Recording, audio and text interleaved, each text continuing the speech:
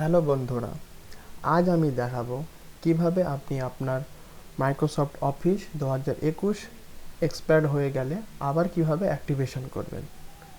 তো আর বেশি না কথা বলে চলুন দেখে নিই। তার আগে বলে দিই, আমি অলরেডি আমার মাইক্রোসফট অফিস অ্যাক্টিভেশন করে রেখেছি, তাও আপনাদেরকে দেখানোর জন্য আমি আবার ট্রাই করছি।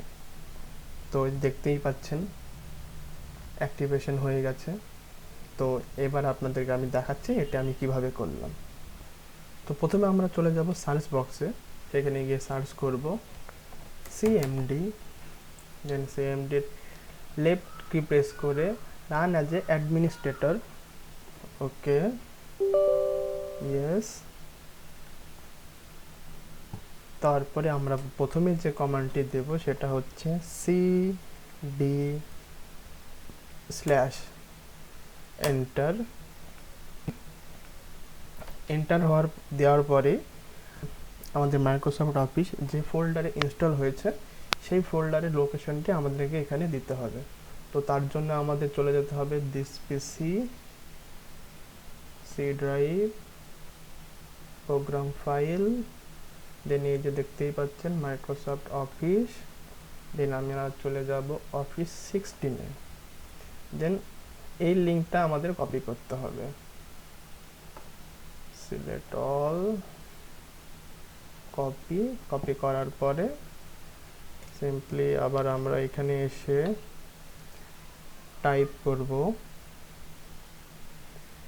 সিডি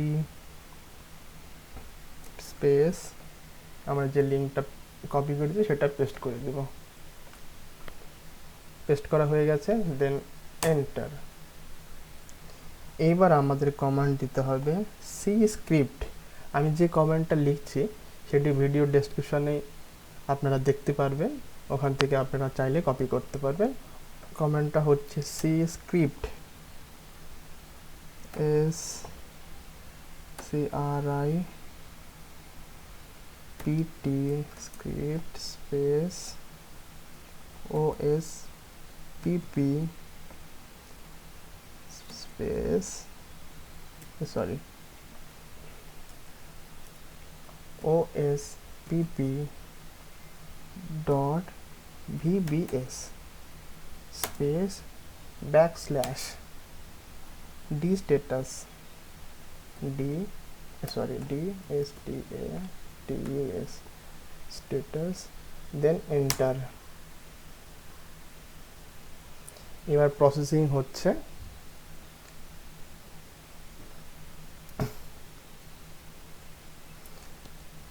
প্রসেসিং কমপ্লিট হলো। এবার লাস্ট স্টেপে আমরা চলে এসেছি।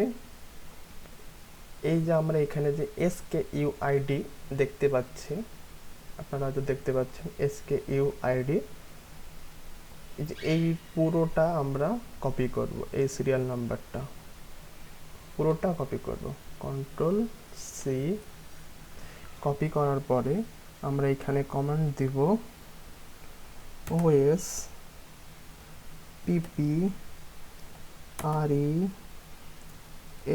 REARM dot exe স্পেস, আমরা যেটা কপি করলাম সেটা পেস্ট করে দেব, স্পেস